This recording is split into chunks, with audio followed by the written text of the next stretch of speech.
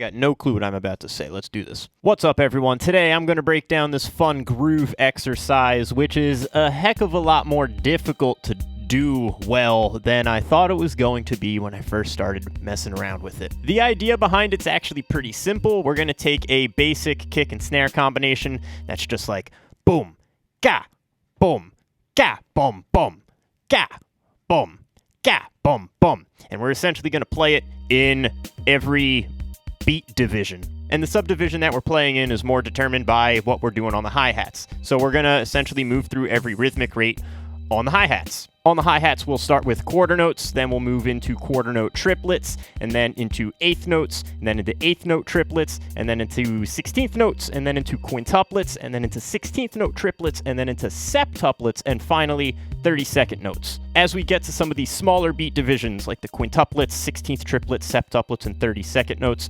instead of just playing every part of the beats on just the hi-hats, we're going to break things up a little bit using ghost notes to better support whatever subdivision we're playing in. But the challenge arises when we switch between these rhythmic rates without stopping in between. And some of these rate changes are quite difficult, like going from 16th notes into quintuplets is really hard at first, or 16th triplets into septuplets. The difference between 16th triplets and septuplets is actually really tiny, and to accurately make that switch from one rate to the next, it takes a lot of practice. So I first became hip to this concept in a polyrhythms class that I took at Berkeley back in the day, and I recently saw a video of a Matt Garstka clinic where he was doing something similar. He was kind of just bending time with this one loop that he was playing with. So the objective here is to be able to very cleanly switch between any of these rhythmic rates without having to calibrate for a few seconds. And that's kind of what I found when I started practicing this stuff.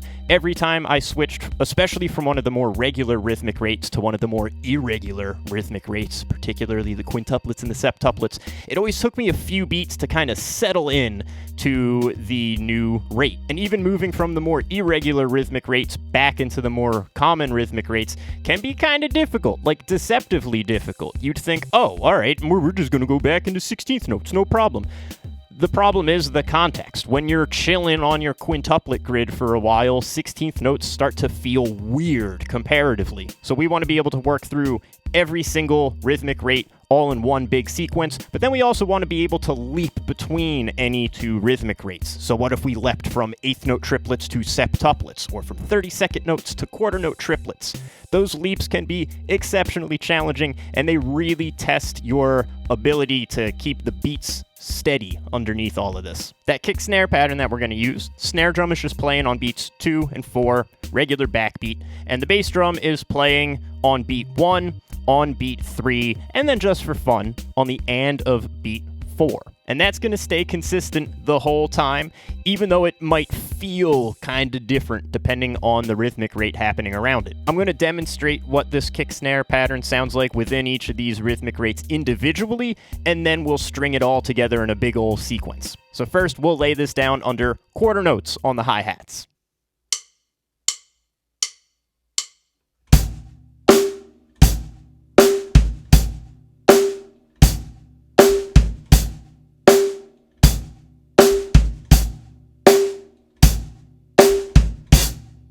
Nice and simple. Up next, we have quarter note triplets on the hi-hats. So we're creating a 3/2 between the hi-hats and the underlying beat. 3 evenly spaced strokes on my hi-hats are going to evenly fill 2 beats. Now the kick on the and of beat 4 sounds like it might be hitting some weird 16th partial or some weird triplet partial, but it is still definitively just on the and of 4. That hi-hat lands on one of those triplet spaces, though, just before it, so it kind of breaks up the feel a little bit. This one actually feels more like it's in 3/4, but it's not.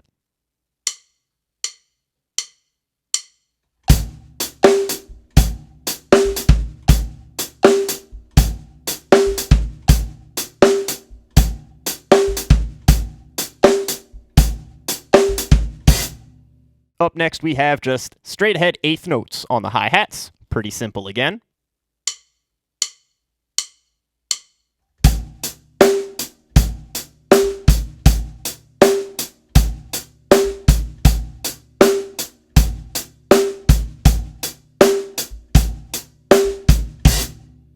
Then we'll move into playing eighth note triplets on the hi-hats. And this is another one where that kick on the and of beat 4 is going to be decoupled from the right hand. It's going to land in between two strokes on the hi-hats. Specifically, it's going to land in between the second and third triplets of beat 4.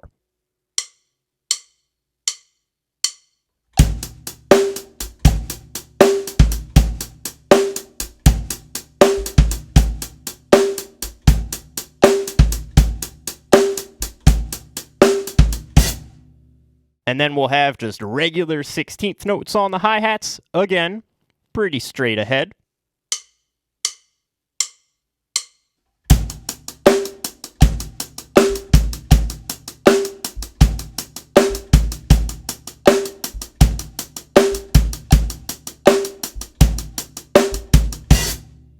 Up next, we have quintuplets. Now, this is where things are going to start getting a little funky. We're going to fudge the rhythm of the bass drum ever so slightly to make it so it better supports this quintuplet feel. If we were to play that kick perfectly on the and of beat 4, it would actually land in between the third and fourth quintuplets of the beat. And at the pace that we're going here, it's just going to sound bad. There's no practical reason to do that. So we're just going to nudge that kick ever so slightly so it lines up on the fourth quintuplet of the beat. And that kick placement gives this quintuplet groove a bit more of like a drunken stumble, but we're playing into that quintuplet swing feel, where every beat is essentially broken into a long pulse and a slightly shorter pulse, which we can analyze as like a 3-part grouping and a 2-part grouping. 1, 2, 3, 1, 2, 1, 2, 3, 1, 2, 1, 2, 3, 1, 2, 1, 2, 3, 1, 2. And I'm also going to break up the hi-hat pattern a little bit more. So instead of playing every quintuplet on the hi-hats, I'm just going to play the first, third, and fourth parts of the beat. It's like a quintessential quintuplet hi-hat pattern. And I'm going to fill some of the spaces of the hi-hat pattern with ghost notes. And that just kind of helps give this quintuplet feel a more clear outline.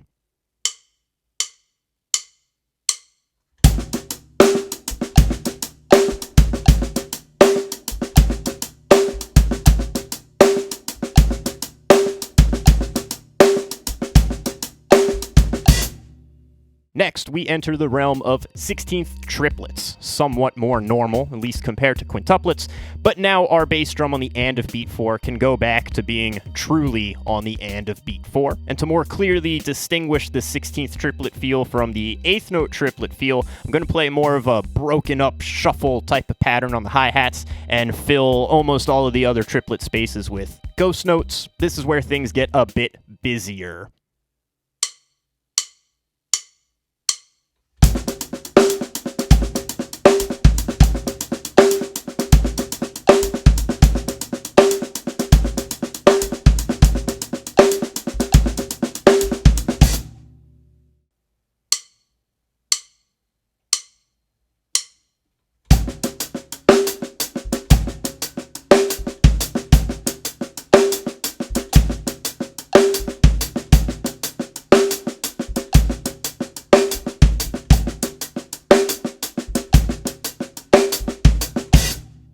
All right, we're almost there. We only got 2 more. So next we have septuplets. And with septuplets, we're going to take an approach that's similar to what we did with quintuplets. If we were to play the kick perfectly on the and of beat 4 within a septuplet feel, it would land in between the 4th and 5th septuplets of a beat. And again, stuff's going by way too fast.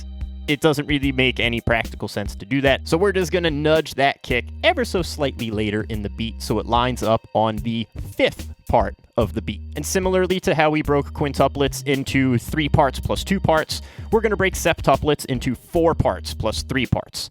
1, 2, 3, 4, 1, 2, 3, 1, 2, 3, 4, 1, 2, 3, 1, 2, 3, 4, 1, 2, 3, 1, 2, 3, 4, 1, 2, 3, 1. I guess you could argue that this turns into like a septuplet swing feel, but I got a whole bunch of linear nonsense going on with my hands, so it doesn't really swing the same kind of way that the quintuplets do, at least just not the way that I'm doing it here. But in any case, the septuplet groove sounds like this.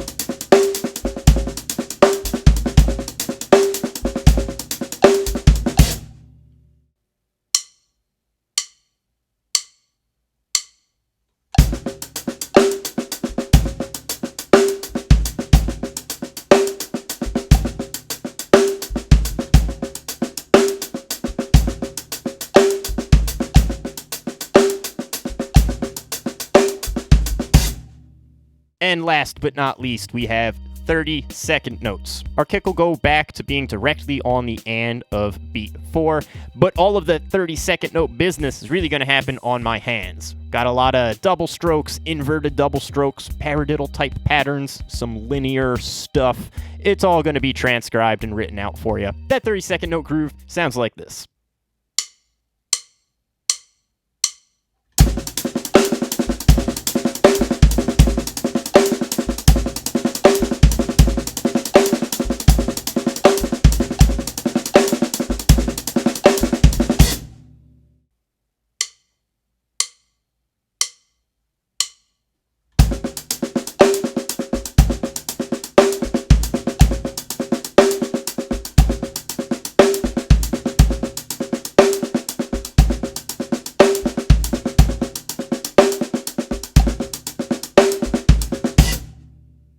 Once you have all of those grooves down individually, try playing them in one big sequence. So starting at the quarter notes, going to the quarter note triplets, into the eighth notes, into the eighth note triplets, into the 16th notes, into the quintuplets, into the 16th triplets, into the septuplets, into the 30-second notes, and then go backwards. So you'll go from the 30 seconds to the septuplets, to the 16th triplets, to the quintuplets, to the 16th, to the 8th note triplets, to the 8th notes, to the quarter note triplets, back to quarter notes. To demonstrate this entire sequence, I'm going to play each rhythmic rate for only 2 measures before moving to the next, but for practicing this stuff, take as much time as you need to chilling on each rhythmic rate before moving to the next. In fact, that's how I spent most of my time practicing this stuff, was just switching between any 2 rates that really felt like sticking points. For me personally, I had the most difficulty swapping between quintuplets and 16th triplets, so I spent a lot of time just going back and forth between those 2, as well as swapping between 16th triplets and septuplets. But enough blabbering. Here's that entire sequence from quarter notes all the way up to 30-second notes, all the way back down to quarter notes.